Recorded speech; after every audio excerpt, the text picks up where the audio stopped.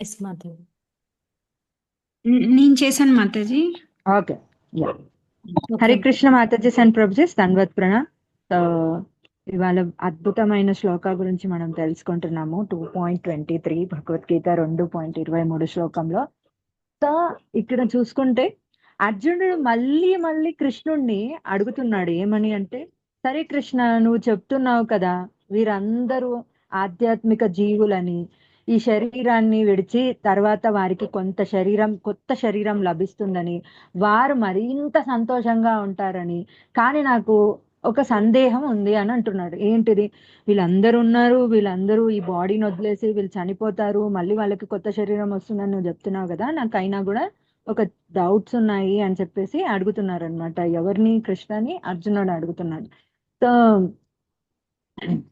So విడిచి తర్వాత వారికి కొత్త శరీరం లభిస్తుంది, వారు మరింత సంతోషంగా ఉంటారు. కానీ నాకు ఒక సందేహం ఉంది. ఈ యుద్ధంలో నేను నా ఆయుధములను ప్రయోగించినప్పుడు వారి శరీరాలు గాయపడతాయి, అప్పుడు ఆత్మ కూడా గాయపడుతుందా? సో అర్జునుడికి వచ్చిన డౌట్. సో యుద్ధం చేస్తున్నాము, యుద్ధంలో నేను అణువాయుధాలను అన్నిటిని ప్రయోగిస్తున్నాను వాళ్ళపైన, వారణాస్త్రాలని, అగ్ని అస్త్రాలని చెప్పేసి ప్రతి అస్త్రాన్ని నేను ప్రయోగిస్తున్నప్పుడు సో వారి శరీరాలు గాయపడినప్పుడు ఆత్మ కూడా గాయపడుతుందా అన్న ప్రశ్న రేజ్ అయింది. సో ఆ ప్రశ్నతోటే మనకి ఈ 2.23 శ్లోకం అనేది స్టార్ట్ అయింది. ఈ ప్రశ్నకి సమాధానంగా కృష్ణుడు భగవద్గీత 2వ అధ్యాయం 23వ శ్లోకంలో చెప్తున్నారు. ఏమనంటే, నైనం చిందంతి శస్త్రాణి, నైనం దహతి పావకః, నైనం క్లేదయంత్యాపో, నశోషతి మారుతః. సో దీని అర్థం ఏంటంటే, ఈ ఆయుధములు ఆత్మను ముక్కలుగా కోయలేడు. ఇక్కడ ఒక క్లారిటీ వచ్చింది కదా. ఈ ఆయుధాలన్నీ కూడా ఆత్మని సపరేట్ చేయలేవు, అంటే బాడీని, సోల్ని సపరేట్ చేయలేవు, ఆత్మని, శరీరాన్ని సపరేట్ చేయలేవు. అగ్ని ఆత్మను కాల్చలేదు, సో ఫైర్ కూడా మనకి ఆత్మని దహించలేదన్నమాట. శరీరాన్ని తగలబెట్టగలదు, ఆత్మని తగలబెట్టలేదు. నీరు ఆత్మని తడపలేదు, దేహం తడుస్తుంది కానీ ఆత్మ తడవదు. గాలి ఆత్మను ఎండపెట్టలేదు. సో వాయువుతో గాలికి ఒక దేహం కొట్టుకుపోగలదు కానీ ఆత్మకి ఎలాంటి డ్యామేజ్ అనేది జరగదు. అర్జునుని సందేహంలో ఏమిటంటే, ఒక ఇంట్లో నివసించే వ్యక్తి ఆ ఇల్లు కాలిపోతే నశించవచ్చు, అలాగే శరీరం నశిస్తే ఆత్మ కూడా నశించాలి కదా అని. సో మనం ఒక ఇంట్లో ఉన్నాము, ఇల్లు కాలిపోతే దేహం కూడా కాలిపోతుంది, అందులో ఉన్న మనుషులు కూడా కాలిపోతారు. మనం చూస్తూ ఉంటాం మెటీరియల్ వరల్డ్ లో చాలా ఫైర్ యాక్సిడెంట్ అవుతూ ఉంటాయి. సిలిండర్ పేలడాలు, గ్యాస్ సిలిండర్ పేలడాలు, ఎలక్ట్రిక్ విద్యుత్ ప్రమాదంలో షాప్లలో ఉన్న అలా చూసుకున్నప్పటికీ కూడా అందులో ఉన్న వ్యక్తులు వారి యొక్క దేహం నశిస్తుంది తప్ప ఆత్మ నశించదు కదా.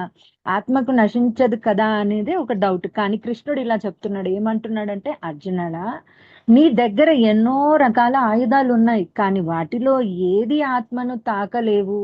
నీ అగ్ని ఆయుధం ఆత్మను కాల్చలేడు, నీ జల ఆయుధం ఆత్మను తడపలేదు, నీ వాయు ఆయుధం ఆత్మను ఎండబెట్టలేదు. కాబట్టి ఆత్మకు ఏమాత్రం హాని జరగదు. సో నీ దగ్గర వారణాయుధం, అగ్ని ఆయుధం, జలాయుధం, అన్ని అస్త్రాలు ఉన్నాయి ఆయన దగ్గర, అర్జునుడి దగ్గర. కానీ వాటి వల్ల శరీరానికి డ్యామేజ్ ఉందే కానీ ఆత్మకు ఎటువంటి డ్యామేజ్ లేదు, ఆత్మకి ఎలాంటి హాని లేదు. ఇది ఇదే కృష్ణుడు చెప్పదలుచుకున్నాడు. ప్రధాన విషయం ఏంటంటే, ఈ సందేహంలో వేద కాలంలో మనం చూసుకున్నట్టయితే పాస్ట్ లోకి వెళ్ళి, అంటే ఇప్పుడు మనం కలియుగంలో ఉన్నాం కదా, సత్యయుగం నాటి ప్రమాణంలోకి వెళ్తే సందేహంలో వేదకాలం అద్భుతమైన ఆయుధాల గురించి కూడా ప్రస్తావిస్తుంది. సో అప్పట్లో చాలా చాలా ఆయుధాలు అనేవి ఉండేవి అని. నేటి ప్రపంచంలో అత్యంత శక్తివంతమైన ఆయుధాలని ఏమంటారు? మన దగ్గర అణుబాంబు ఉందని. అప్పుడప్పుడు వేరే కంట్రీస్ వాళ్ళు బెదిరిస్తూ ఉంటారు కదా, మా దగ్గర అణుబాంబు ఉంది, మేము పైన వేసేసి మేము బ్లాస్ట్ చేసేస్తామని. సో భావిస్తారు. అది ఒక రకమైన అగ్ని ఆయుధంగా చెప్పవచ్చు. అది ఒక చిన్న లేశ మాత్ర ఆయుధం అంట. వేదకాలంలో అగ్ని ఆయుధాలు ఈ ఆయుధాలలో ఎన్నో రకాల జల ఆయుధాలు కూడా ఉండేవని చెప్పబడుతుంది. అలాగే సుడిగాలిలా ఉండేవని వివరించబడుతూ ఉండేవి. ఎలా అంటే ఒక సైక్లోన్ ఎఫెక్ట్ లాగా వచ్చేవంట గాలి ఆయుధాలు, వర్ణాశ్రం. అగ్ని అస్త్రం అంటే ఇంకా అసలు మొత్తం కంప్లీట్ ఎంటైర్ ఏరియాని కూడా దహించేలాగా, ఒక సిటీ కంప్లీట్ గా డిస్ట్రాయ్ అయిపోయి అంతకంటే పెద్దగా డిస్ట్రాయ్ అయిపోయేలాగా ఆ కాలంలో ఆయుధాలు అనేవి ఉండేవని చెప్తున్నారు. ఏ మాత్రం కూడా ప్రభావితం చెందదు. కృష్ణుడు స్పష్టంగా చెప్తున్నాడు ఏంటంటే, తర్వాత కొందరు తత్వవేత్తలు చెప్పే ఒక సిద్ధాంతం చర్చిస్తున్నారు. వారి ప్రకారంగా జీవాత్మ అజ్ఞానం వల్ల భౌతిక ప్రపంచంలో చిక్కుకుపోయింది. సో మనం కాన్షియస్ లోపించి మనం ఈ భౌతిక ప్రపంచంలో ఉండిపోయామనేది ఒక తరపు వారి వాదన. జీవాత్మ పరమాత్మ నుంచి విడిపోయిన ఒక భాగం. సో మనం భగవంతుడి నుంచి సపరేట్ అయిన ఒక పార్షల్ పార్ట్. రెండవ వాదన వివరించడానికి ఒక పెద్ద కేక్ ముక్కను కోయడానికి ఉదాహరణకు తీసుకుంటే వారు జీవాత్మ పరమాత్మ నుంచి కోయబడిన భాగాలంటారు. సో పెద్ద కేక్ కటింగ్ జరుగుతుందంటే అందులో నుంచి హాఫ్ పార్షల్ పార్ట్ గా కోసామనుకోండి, అలా సపరేట్ అయిపోయాము అని చెప్తారనమాట కొందరు. కానీ ఈ శ్లోకం స్పష్టంగా చెబుతున్నది ఏంటి? ఆత్మ ముఖ్యంగా కోయడం అసాధ్యం. ఆత్మని సపరేట్ గా నువ్వు ఏదో ఒక నైఫ్ తీసుకొని, ఒక కత్తి తీసుకొని ఆత్మని నువ్వు ఎప్పటికీ సపరేట్ చేయలేవు. కాబట్టి జీవాత్మ పరమాత్మ రెండు కోయబడనిదనే భావన సరైనది కాదని ఈ వ్యాఖ్యానం చెబుతుంది. సో ఆత్మని సపరేషన్ చేయటం అనేది అసాధ్యం అనేది ఇక్కడ చెప్పడం జరుగుతుంది. సరైన అవగాహన ఏమిటంటే జీవాత్మ శాశ్వతంగా ఉన్నవే. సో అది ఎటర్నల్. జీవాత్మ ఎప్పటి నుంచో పరమాత్మ కూడా శాశ్వతుడే. ఆ పరమాత్మను నుంచి వచ్చిన ఒక లేశమాత్ర కోణము అది ఎటర్నలే, మనము ఎటర్నల్ అనే విషయాన్ని మనం తెలుసుకోవాలి. జీవాత్మ పరమాత్మలో నిత్య సంబంధం కలిగి ఉంటుంది. ఎప్పుడు ఆత్మ భగవంతుడితో నిత్య సంబంధాన్ని, రెసిప్రొకేషన్ అనేది జరుగుతూ ఉంటుంది అని చెప్తున్నారు, కలిగి ఉంటుంది. అవి ఎప్పుడు పరమాత్మ నుంచి కోయబడని భాగాలు కావు. సో అవి ఎప్పుడు భగవంతుడి నుంచి సపరేట్ చేసి తీసుకొచ్చి పెట్టిన భాగాలు కావన్నమాట. దీనికి మనం ఉదాహరణగా చూసుకుంటే భగవద్గీత 15వ అధ్యాయంలో 7వ శ్లోకంలో కూడా కృష్ణుడు ఏమంటాడంటే, మమైవాంశో జీవలోక జీవభూత సనాతన అని చెప్పడం జరుగుతుంది. అని చెప్పి జీవులు తన శాశ్వత భాగాలగే గాని వివరిస్తారు. అయితే మనం ఈ భౌతిక ప్రపంచంలోనికి ఎందుకు వచ్చాం? ఇక్కడికి మనం ఏ కార్యంకి వచ్చాం? దీని సమాధానం ఏమిటంటే, జీవాత్మ చాలా సూక్ష్మమైనది, అందువల్ల అది మాయాశక్తి ప్రభావంలోకి లోనవుతుంది. సో చాలా ఉనికి చిన్నది కాబట్టి ప్రతి ఒక్క ఇరిగేషన్స్ లోకి అది అట్రాక్ట్ అయిపోతుంది. అలాగే మనం కూడా మాయకి అట్రాక్ట్ అయిపోయి ఉన్నామని ప్రభుపాదులు ఒక అందమైన ఉదాహరణ ఇస్తారు. ఏమనంటే, అగ్నిలోని నిప్పు రవ్వ అగ్నితో ఒక గుణాన్ని కలిగి ఉంటుంది. సో అగ్నిలో ఉండే నిప్పు రవ్వ దాని ఒక గుణం ఉంటుంది, కానీ మంటకి నిప్పు రవ్వకి చాలా డిఫరెన్స్ ఉంటుంది. కానీ అవే అగ్ని విడిచి పెడితే తర్వాత ఆరిపోతుంది. సో అప్పుడే దాంట్లో ఫైర్ అనేది ఎక్స్టెన్షన్ తగ్గిపోయింది అనుకోండి, ఆ అగ్ని రవ్వ కూడా ఆరిపోతుంది. అలాగే జీవాత్మ కూడా కృష్ణుడితో సంబంధం మర్చిపోయినప్పుడు మాయా ప్రభావంలోనే ఈ భౌతిక ప్రపంచంలో చిక్కుకుంటుంది. సో పరమాత్మ భగవంతుణ్ణి మనం ఎప్పుడైతే విస్మరిస్తామో అలాంటప్పుడే ఈ భౌతిక ప్రపంచంలో మనం చిక్కుకొని ఉంటాం. తర్వాత ప్రకృతిపై అధికారం చెలాయించాలని, తానే యజమాని కావాలని ప్రయత్నిస్తారు. సో మనం దాస్ కాకుండా బాస్ అవ్వాలని ట్రై చేస్తుంటాం. మన మెయిన్ కాన్సెప్ట్ ఇక్కడ ఏంటంటే, మనం ముఖ్యంగా తెలుసుకోవాల్సింది మనం బాడీ కాదు, మనం సోల్ అన్న విషయాన్ని మనం క్లారిటీ చేసుకోవాలి. అండ్ మనం బాస్ కాదు, మనం ఇక్కడ వచ్చి ఎంజాయ్ చేయలేము. ఏది కూడా కంప్లీట్ 100% ఈ భౌతిక జగత్తులో ఉండి మనం ఎంజాయ్ చేయలేము అన్న విషయాన్ని మనం తెలుసుకోవాలి. ఎందుకంటే మనము మనము ఒక కంప్లీట్ అంటే ఏమంటే ఒక ప్లేట్ ఆఫ్ కుండ నిండా బియ్యంలో నుంచి సపరేట్ అయిన కొంత భాగం మాత్రమే. కుండలో ఉన్న బియ్యం కున్నంత శక్తి సపరేట్ అయిన కొంత భాగానికి సేమ్ శక్తి ఉంటుంది, కానీ శక్తిలో డిఫరెన్స్ ఉంటుంది. ఆ కుండ రైస్ లో ఉన్నంత ఏదైతే ఎనర్జీ ఉంటుందో ఇక్కడ తీసుకున్న కొంత పర్సెంట్ దాంట్లో అంత ఎనర్జీ ఉండదు. ఎలా అంటే ఇప్పుడు మనము టన్నుల బంగారం గనిని చూసామనుకోండి, అందులో నుంచి సపరేట్ అయిన ఒక లేశ మాత్రం గ్రాము అరగ్రాము ఉన్నంత దాని కెపాసిటీ అది బంగారమే, ఇది బంగారమే. కాకపోతే దీంతో మనం కొంతవరకే చేయగలం. కానీ ఆ టన్ను బంగారంతో చాలా చేయగలం. దానికి ఉన్న కెపాసిటీ, దానికి ఉన్న ఎనర్జీ, దానికి ఉన్న పొటెన్షియల్ చాలా ఎక్కువ. కానీ దీనికి ఉన్న పొటెన్షియల్ చాలా తక్కువ అన్న విషయాన్ని మనం గ్రహించాలి. అలాగే ఈరోజు ఏంటంటే మర్చిపోతున్నాం. మరియు ఈ భౌతిక జగత్తులో చిక్కుకొని తర్వాత ప్రకృతిపై ఆధిపత్యం చెలాయిస్తూ ఉండిపోతున్నాం అనమాట. ఇక్కడే మనం ఈ భౌతిక జగత్తులో ఉండి మనం ఇవన్నీ ఎంజాయ్ చేయడానికి వచ్చాం. మనమే ఇక్కడ ఉండి సుప్రీం పర్సనాలిటీ లాగా మనం ఇక్కడే ఉండి ఎంజాయ్ చేయాలి అని అనుకుంటున్నాం. కానీ మనం ఎప్పటికీ అలా చేయలేం. ఈరోజు ఏంటంటే ఈరోజు అందరికీ ముఖ్యమైన సందేహం ఒకటి ఉంటది. ఏంటంటే కొంతమంది నది సముద్రంలో సముద్రంలో నది వెళ్ళి సముద్రంలో కలిసిపోతుందంటే జీవాత్మ కూడా చివరకు బ్రహ్మంలో లీనమై తన ప్రత్యేకతను కోల్పోతుందని చెబుతారు. సో మనం కూడా వెళ్ళిపోయి భగవంతుల్లో లీనమైపోతాము, అలా కలిసిపోతామని చెప్తారు. అది నిజం కాదు. ఈ వ్యాఖ్యానాల ప్రకారం అది సరైనది కాదు. జీవాత్మ ఎప్పటికీ తన ప్రత్యేకమైన వ్యక్తిత్వాన్ని కలిగి ఉంటుంది. సో ఎప్పుడు కూడా జీవాత్మ ఏంటంటే వారి యొక్క ప్రత్యేకమైన ఉనికిని కలిగి ఉంటుంది. దానికి ఉదాహరణ ఏంటంటే మనం అర్జున్నే తీసుకుందాం. ఎలా అంటే హరే కృష్ణ మాతాజీ, మ్యూట్ లో అంటారా? ఇంట్లో ఉన్నట్టు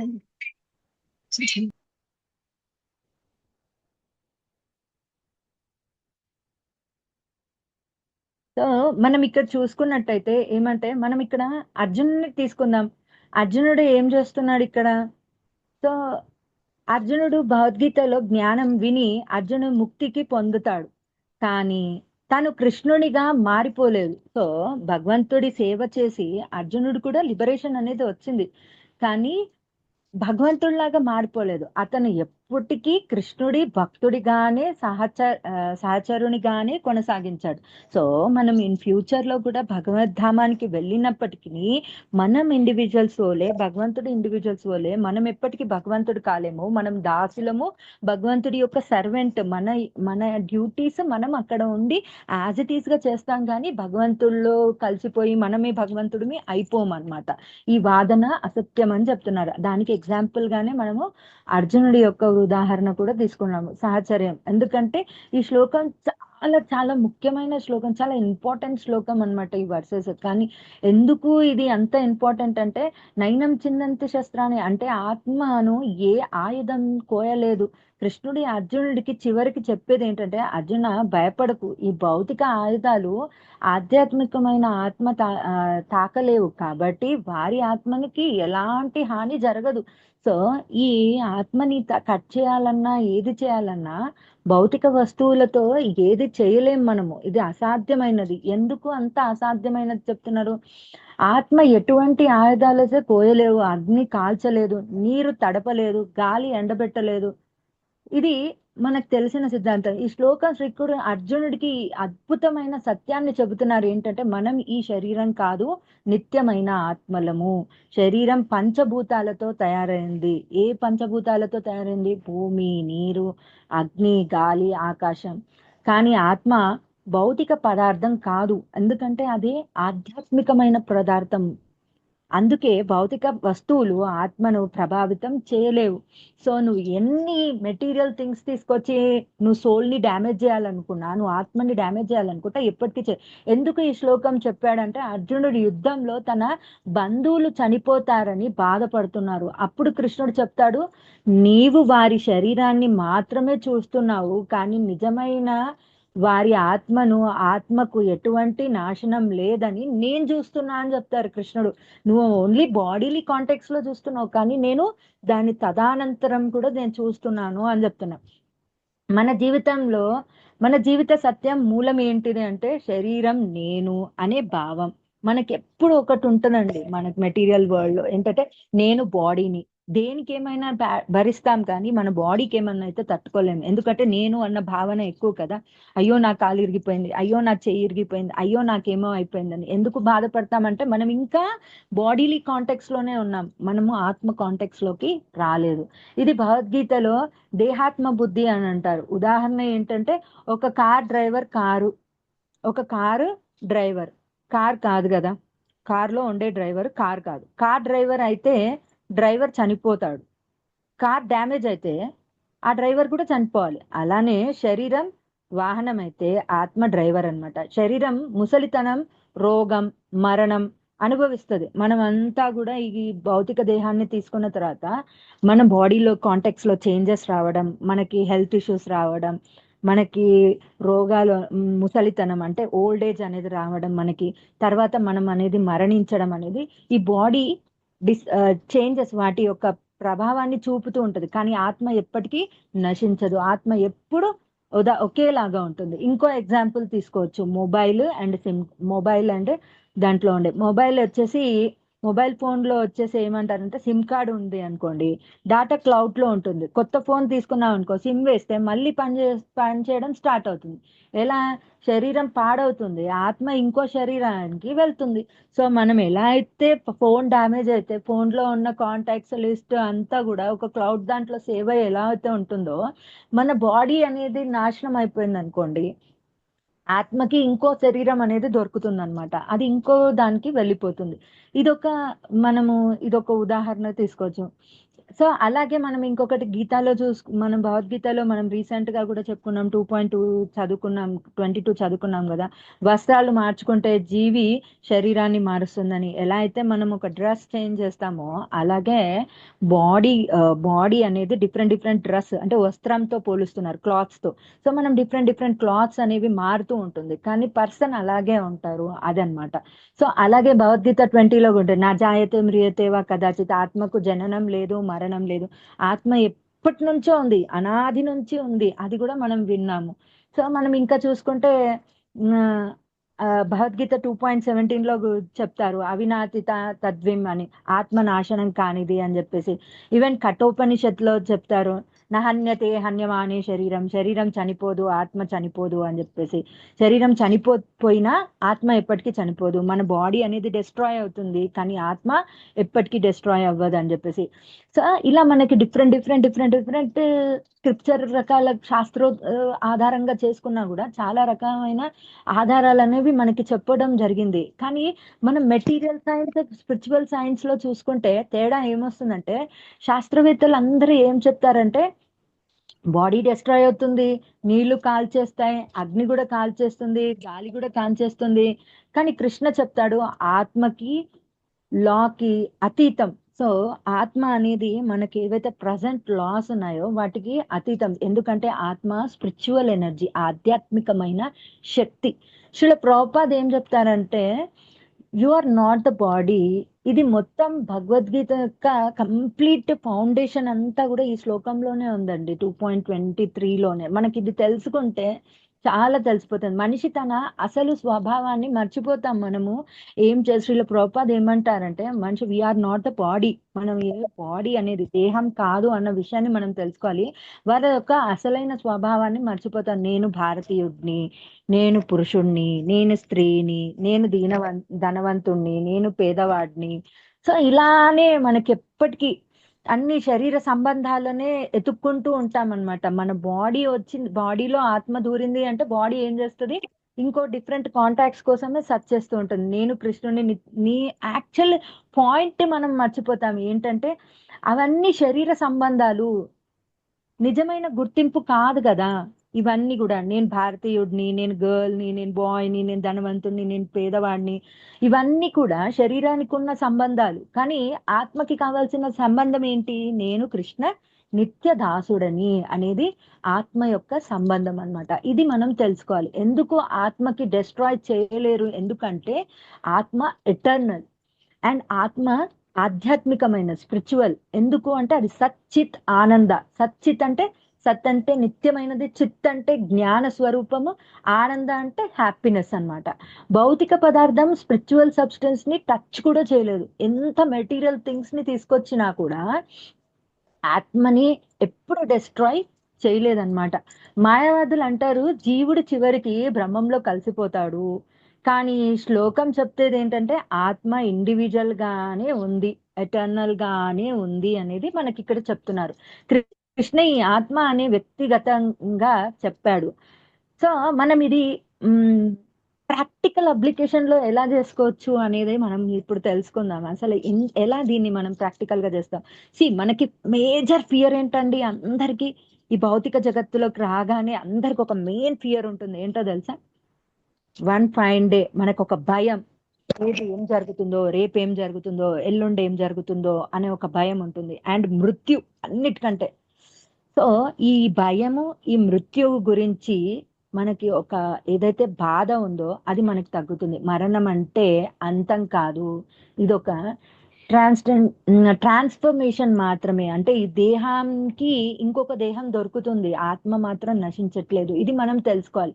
దీనివల్ల మనకి ఇంకొకటి ఏమవుతుందంటే స్ట్రెస్ కూడా తగ్గుతుంది. మనం బాడీ సెంటర్డ్ లైఫ్ కాకుండా కృష్ణ సోల్ సెంటర్డ్ లైఫ్ లో ఉండే ప్రయత్నం చేయాలి. బాడీ సెంటర్ లైఫ్ లో ఉంటే ఎప్పుడు బాధలే ఉంటాయి.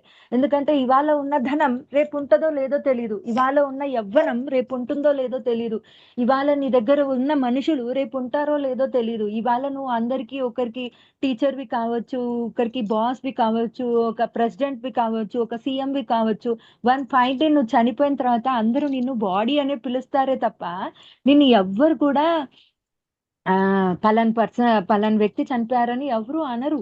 సో ఎందుకు అంటే బాడీతో ఉన్నవి ఇవన్నీ సంబంధాలు. మనం ఎలాంటి సంబంధం పెంచుకోవాలి?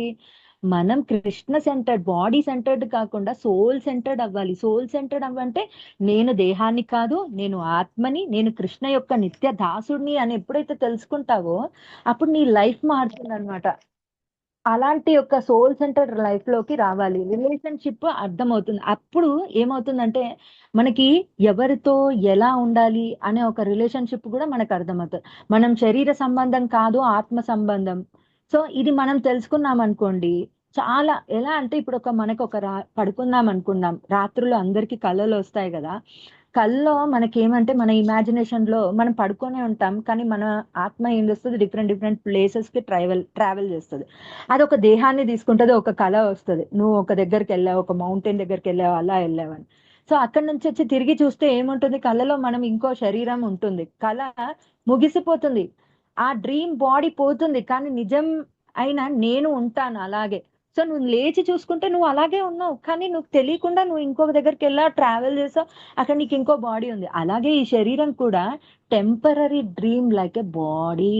సో మనం ఈ దేహం కూడా ఒక టెంపరరీ, ఈ రోజు వరకే ఈ దేహం, ఈ కొద్ది రోజుల వరకే. దీనికి మనకి ఏదైతే కర్మ తీసుకొని వచ్చాం, ఏదైతే కర్తవ్యం తీసుకొని వచ్చాం, అంతవరకే మనకి బాడీ.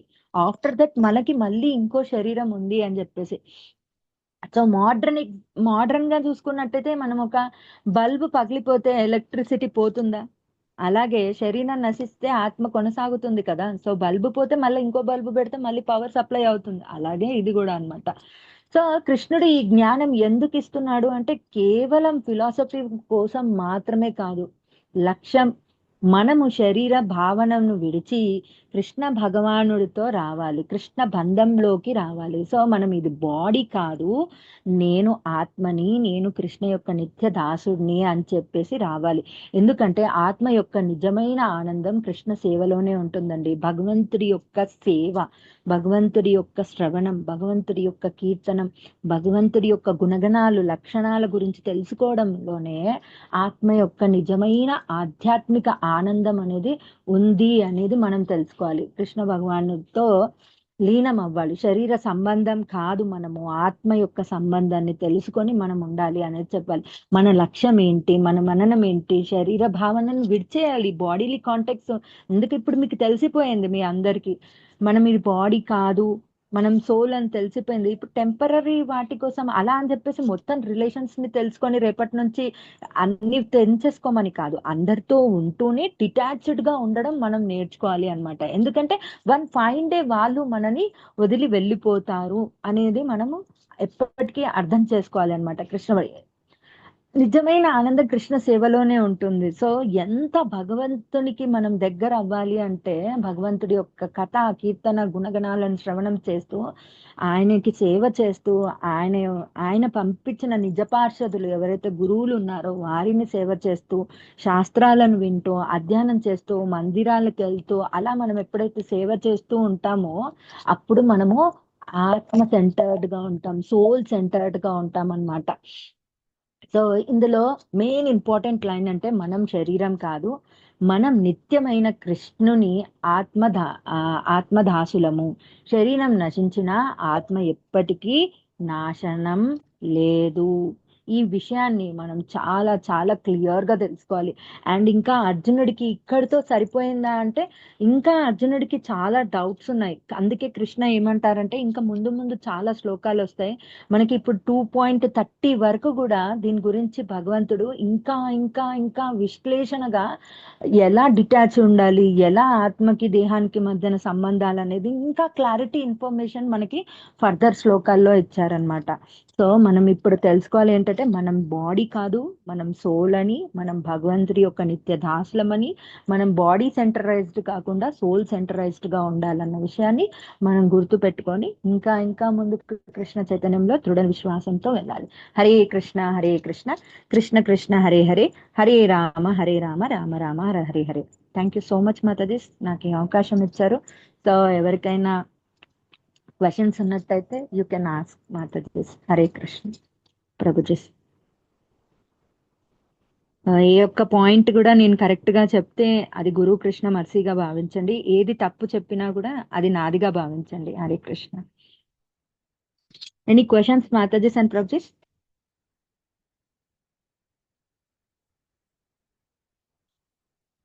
హరే కృష్ణ. నా వాయిస్ వినిపిస్తుందా మీకు?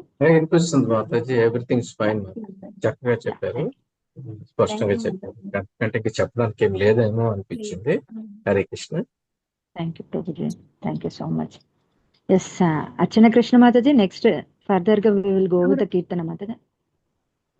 చౌరాష్టకం పెట్టమంటారా? ఎస్ మాత పెట్టండి మాతాజీ. స్క్రీన్ షేర్ చేయరా, నేను పాడేస్తాను.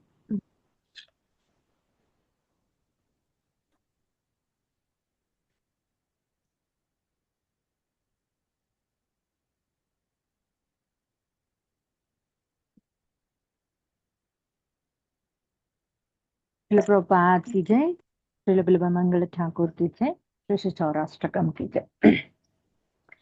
व्रजे प्रसिद्धं नवनीत चोरं गोपांगणानां च दुकूल चोरम् अनेक जन्मार्जित पाप चोरं चोराग्रगण्यं पुरुषं नमामि। श्रीराधिकाय हृदयस्य चोरं नवाम्बुद श्यामलकान्ति चोरं पादाश्रितां च समस्त चोरं चोराग्रगण्यं पुरुषं नमामि। अकिञ्चनीकृत्य पादाश्रितं या करोति भिक्षुं पतिगेहिहीनं केनाप्यणो भीषण चोरये दृष्टश्रुतवान् जगत्महेऽपि यदीयनामापि हरत्वशेषं गिरिप्रसन्नापि भवापरास्तिम् आश्चर्यरूपाणो चोरये दुष्टश्रुतवान् मया कदापि दानं च मानं च तदेन्द्रियाणि प्राणां च वृत्त्या मया सर्व एव पालस्य हि कृत्य धृत्योरजित् त्वं भक्तिधामस्य मया निरुद्ध चिन्नन्ति घोरं यमपाशबन्धं जिन्नन्ति भीमं भवपाशबन्धं चिन्नत्य सर्वस्तमस्तबन्धं नैवात्मनो भक्तकृतौ तु बन्धं मन्मानसे तामसरासि घोरे कारागृहे दुःखमये निबद्ध लाभस्य हि चोरहरे चिराय स्वं चौरदुष्टचित्तमेव दण्डम् कारागृहे मनाहृदये मदीये मत्भक्तिपाशादृढबन्धनिश्चलाचल त्वं कृष्ण हि प्रलयकोटिशतान्तरेऽपि सर्वस्य चारं हृदयान हि मृच्छयामि। हरे कृष्णा कृष्ण कृष्ण हरे हरे, हरे राम राम राम हरे हरे। व्रजे प्रसीतं नवनीतचोरं गोपाङ्गनानां च दुकूलचोरम् अनेकजन्मार्जित पापचोरं चौराग्रगण्यं पुरुषं नमामि। चौराग्रगण्यं पुरुषं नमामि। चौराग्रगण्यं पुरुषं नमामि। श्री श्री चौराष्टकम की जय, पुरुषोत्तम मास की जय, गिरिमंगल ठाकुर की जय। हरे कृष्ण माताजी, థ్యాంక్ యూ నాకు ఈ అవకాశం ఇచ్చినందుకు మాతాజీ. మాతాజీ హరే కృష్ణ. థ్యాంక్ యూ మాతాజీ. హరే కృష్ణ, హరి ఓం ధన్యవాదాలు.